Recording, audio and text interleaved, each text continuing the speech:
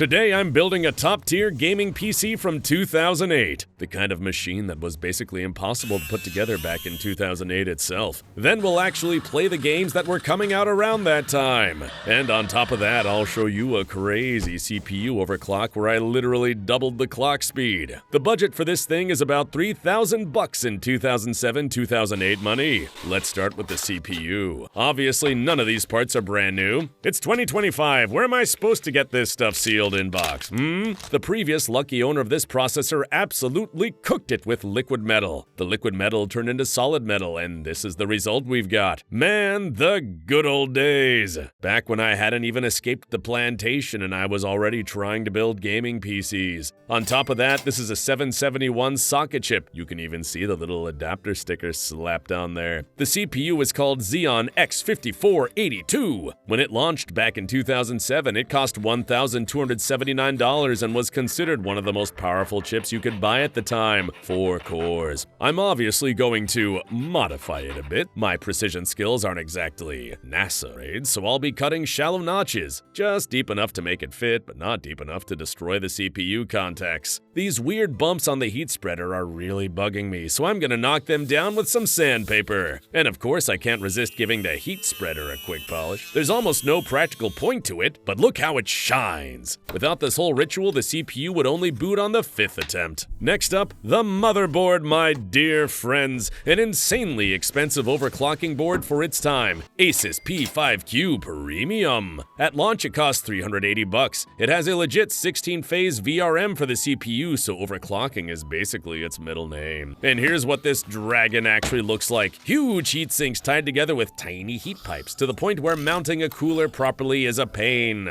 It supports 16 gigabytes of high-speed DDR2 1600 MHz, which in that capacity you could barely even find, and good luck ever pushing it to those clocks in the real world. I'm going to do a quick mod on the socket so this CPU can actually fit. You could technically just mod the CPU or just the socket, but I started hacking on the CPU and realized I'd have to farm mod both anyway. That whole 771 to 775 mod with paper or metal stickers used to be a full-on community sport. You'd buy a retired server chip for peanuts and turn your crusty old LGA 775 build into the best bang for the buck setup. Without the alignment keys in the socket, you can physically drop the CPU in any orientation, so your only remaining reference is the tiny triangle on the corner of the CPU and the matching mark on the socket. By the way, this thing has 4 LAN ports. These onboard power and reset buttons for some reason don't work. Next up is the RAM. Proper overclocker memory, 55516 timings at 1666 MHz, 8 gigabytes and 4 sticks, and it costs $310 at launch. The heat sinks on these modules, you've gotta respect that. For context, back then even DDR2 800 was considered fine, DDR2 1066 was high-end, and anything approaching 1200 to 1300 MHz was already extreme territory. So seeing 1600 MHz on a DDR2 box in 2007-2008 looked more like a magic spell than a realistic spec. The next piece of this build I bought for one reason only. It was absolutely brand new. It's a 2007 cooler, a crazy unit from Thermaltake called Big Typhoon, which, to be honest, gave me a big headache in actual use. The launch price was about $55. Back in the day, Big Typhoon was kind of a legend. Copper base, 6 heat pipes, and a huge 120mm fan blowing straight down, cooling not just the CPU but also the VRM around the socket. On paper, it pushed around 54 CFM at something like 16 dB, so at the time it was basically a poor man's Noctua. At first glance, this cooler actually looks decent. The mounting hardware supports both LGA 775 and pretty much any AMD socket from that era. It even still has something that looks like a warranty sticker on it. But there's one huge downside: how you control the fan speed. To change the RPM, I have to pop off the side panel and twist this little knob by hand. It's hard to come up with a dumber solution. And the worst part of this cooler is the stock Intel-style push-pin mounting system.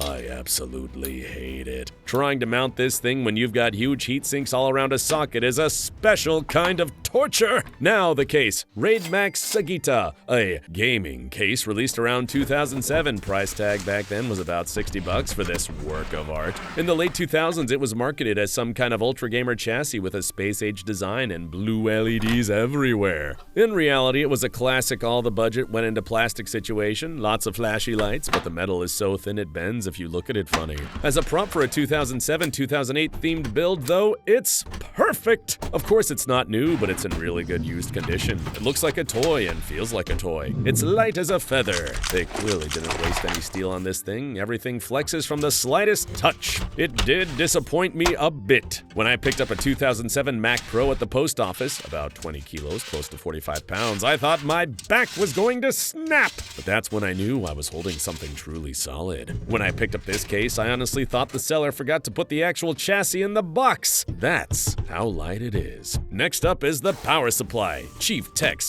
CFD850GDF. Back in the day, this Chieftec was considered a serious unit. 850 watts, active PFC 80 plus bronze certification, and 2 fans. A 140mm plus an 80mm out back to move a hot air out. It was about $165 new. It's a semi-modular PSA. At one time, this was a really solid piece of hardware. Now it's just an old piece of junk that's at least 13 years past its prime. As you probably know, cable management is kinda my thing, but in this case, thankfully, it's basically impossible to do properly. I'm gonna throw in a 1TB hard drive and 1 SSD, which will pretend to be a RAID 0 array. Yes, this board actually supports RAID. In case you don't know, RAID 0 stripes data across 2 drives, reading and writing to both at the same time, so in theory, your system speed nearly doubles. Before I show you the graphics card, let me show you an actually useful website that can help you save money on subscriptions to the most popular AI models. Do you know what's the most annoying thing about AI these days? Every week there's a new model out, and suddenly you're stuck wondering, which one is better? Which subscription do I need, and where do I even test them all? What if you didn't have to choose at all? Mammoth.ai puts all the top AI models in one place. GPT-5, Claude, Gemini, Llama, Mistral, DeepSeek, and even the latest image generators. And it's only €10 a month. One account, endless possibilities. Want to compare multiple models on the same prompt? Just one click. Got files or images? Upload them and get instant analysis. Need flexibility? Use it on your phone, your laptop, or your desktop. And yes, you can even talk to AI in real time with voice conversations. Don't get stuck in the past like a mammoth. With Mammoth.ai, you'll always stay ahead at the cutting edge of artificial intelligence. Try it today for just €10 a month. Link is right below. Now for the graphics card. This thing was an absolute gaming monster back in the day. The GTX 280, infamous for dying GPUs. There aren't that many working ones left in the world. This particular card is an MSI version, and for some reason they slapped a low-poly Russian soldier on the cooler shroud. I have no idea who thought that was a good idea. Whoever did the marketing back then was definitely on something strong. The launch price was around $650, which made it a dream card for pretty much any gamer. But because it ran insanely hot, they used to die very quickly. The card pulls about 236 watts and has 1 GB of VRAM. You can even run 2 of these in SLI, which gives you double the performance and double... I don't even know how to properly say this in English. It's when the GPU chip had BGA failures twice. It sounds funny in my language. I figured you'd want to see what the actual GPU on this thing looks like, so I'm gonna tear it apart and we'll check it out together. It all starts with 10 screws holding the backplate and heatsink assembly together. Just think about that. This thing actually has a backplate. And it's metal, not just some decorative piece of plastic. I've never opened this card before, but I'm pretty sure that backplate also helps cool the memory. Taking the screws out is the easy part. Getting the card itself to separate, that's where the real fight begins. Turns out the cooler is held on with little plastic clips like some cheap toy. Thank God modern cards usually don't do this anymore. Finally, it comes apart. Under the backplate, you can see 8 memory chips and those classic fabric-style thermal pads. I'm not replacing them. Good pads cost about half as much the card itself at this point. It took me a good 5 minutes to pry the GPU off the heatsink. The thermal paste is completely dried out and the thermal pads are squashed flat like they've been under a few thousand tons of pressure. Take a look at this. This is not the kind of bare GPU die you're used to seeing today. Instead, it has a big heat spreader, just like a CPU. On top, there's the NVIDIA logo and Taiwan stamped on it. A2 is not the final revision. There was also A3, which moved from 65 nanometers to 55. Long story short, I'm replacing the thermal paste on this giant heat spreader and calling it a day. I had to use so much paste that I literally mixed two different types together. Hopefully, the mounting pressure will spread it out. As you saw, this card has 16G DDR3 memory chips. That means each chip is 64 megabytes wide and 32 bits across. Multiply that out and you get a 512-bit memory bus. So even though it's just GDDR3, thanks to that massive bus, the memory bandwidth is around 142 gigabytes a second, which, for that era, was absolutely insane. Of course, the slot covers were long gone, and these two I just slapped in there so it doesn't look completely naked. And damn, it almost doesn't fit. Luckily, this case is a bit custom, so I can move the drive one slot lower and just throw that little clip in mash. Much better. Now this insanely powerful card actually fits in the case. Hopefully it doesn't bump off the board before I at least finish the game benchmarks. Now it's the easy part. Finish assembling the box, plug in all the cables, hit the power button. And just look how bright this thing lights up. Damn! Now I'm gonna do the classic dumb move. Pop the side panel off, crank the fan speed to max by hand, and head straight into overclocking. The max I can squeeze out of this Xeon is about 3,600 megahertz. It just refuses to go any higher. I even pushed 1.4 volts through it. All that did was bring up blue screens faster, which is the opposite of what you'd expect. Looks like these Intel Xeons are really not made for heavy overclocking. Far Cry 2, graphics settings, everything maxed. And we're getting a pretty stable 27 FPS. I knock a few settings down and now we're at around 47 FPS. That overlay saying the GPU is underutilized isn't really telling the full story. Stalker, clear sky. Here are the settings. For some reason, MSI Afterburner refuses to work for me in DirectX 10, so I'm showing you numbers in DX9. Back then, and even now, this game is kind of a pain to run smoothly. It might look like the CPU is the bottleneck. When you stare at the reads, GPU usage drops. But no, this one really leans hard on the graphics card. Left 4 Dead. There's a hard cap at 60 FPS, so of course the GPU isn't fully loaded. But look at the CPU usage, and RAM usage is over 3 gigabytes, and that's with Windows 10 on this machine. Tomb Raider Underworld, not the most graphically intense game of that era, so we're seeing 100 plus FPS here. The optimization is actually pretty solid. All 4 CPU cores are doing work, and the GPU is at 100%. Dead Space, the original one they later remade. Also a nicely optimized game. I'm seeing spikes of up to about 190 FPS. Those horizontal lines tearing across the screen? At first I thought the card was finally dying, but nope. That's just the game's lighting flickering. When you've got a card like this in your system, you start suspecting everything. Fallout 3. This setup can squeeze out around 60 FPS on max settings, although when something explodes nearby, you can feel the dips. Call of Duty. Good game, good optimization. We're getting around 80 to 90 FPS. But the real question is, can this PC run Crysis? Here it is, the hardest game of that era. The one that brought pretty much every PC to its knees. I don't have proper monitoring here because the game defaults to DirectX 10, but I can tell you this. At ultra settings with no anti-aliasing on a 900p monitor, you're looking at around 30 to 35 FPS. Turn AA on, and you're down to a rock-solid 10 FPS. Now, this is an Intel Celeron E1200, also from 2008, and back then it only cost $53. 2 cores at 1,600 megahertz. Let's see what it could do back in the day.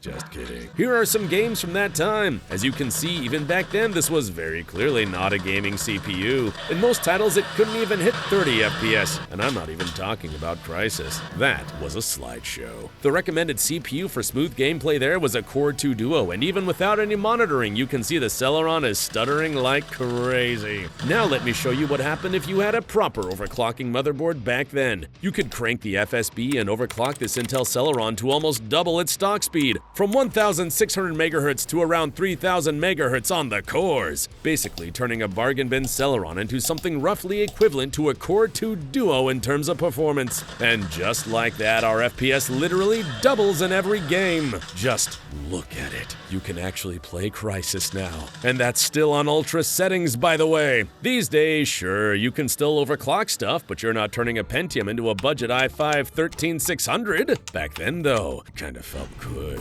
And now there's one more thing I want to try. I'm going to drop in a modern GPU and see how the FPS changes. This is an RX 6800 XT, a completely different era of hardware. RDNA2, 72 compute units, 16 gigabytes of GDDR6. Even today, that's roughly in the performance ballpark of an RTX 5060 Ti. So, yeah, it's a couple of centimeters longer than the GTX 280, which means I actually have to tear the whole system apart to get it in there. I really don't feel like doing this, but curiosity wins. What I really want to know is how many frames a top-end CPU from that era can actually push. Modern CPUs can spit out a ton of FPS, but what did that look like back then? Sure, I could have just left the GTX 280 in and dropped the resolution, but you saw that nonsense where the GPU sits half idle and the FPS still refuses to go above 30. What is that noise?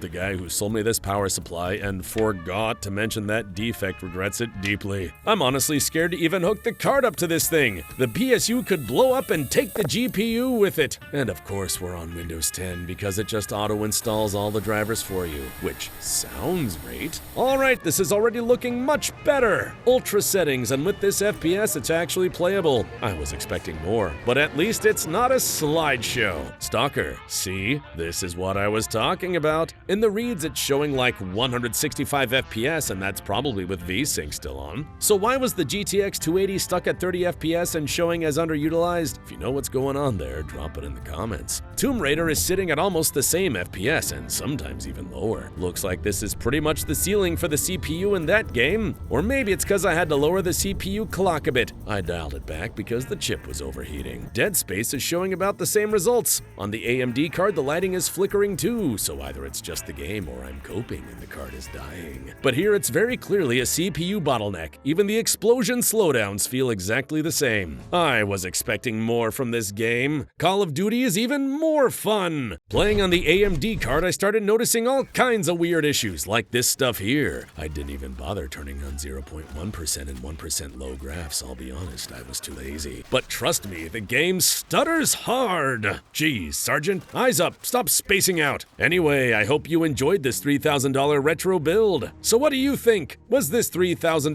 PC bad for its time, or was it actually a good machine back then? Write in the comments what you think. See you in the next one.